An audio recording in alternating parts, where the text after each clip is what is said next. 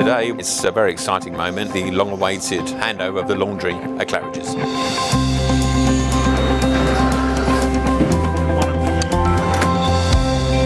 Claridge's is arguably London's oldest hotel. It's had many years to get to the level of opulence and luxury that it is today.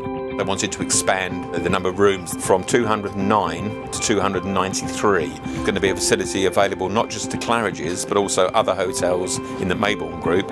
So it had to be something that was accessible but also where that throughput could be managed for 3 London hotels.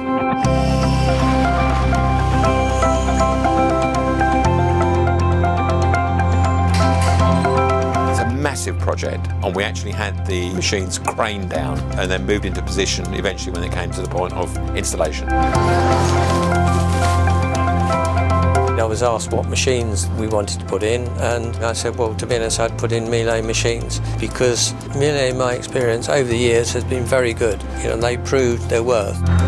We've installed 3 11-kilogram washing machines from the Benchmark range and 3 heat pump dryers, including 2 PT8257s on 1 Slimline. You need the 8257s because they have the programs to run wet care, and that's what they needed.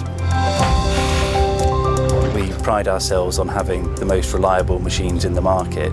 For Claridge's, the items of clothing that they're going to be wanting laundered is going to be very high end. It's really important that they get those results and look after their clientele in the manner that they are expecting. It's gone remarkably smoothly, to be honest. It's going to be 24/7, 7 days a week, guest washing and dry cleaning, and any other specialist garments that need wet cleaning. We've got different programs for probably every sort of fabric you can think of. Today we've also been able to do all the training for the laundry team down here, so they'll really be up to speed straight away for their reopening. So what both Miele, First Choice Marshalls and Claridge's have achieved over the last year or so is really quite a testament to everybody.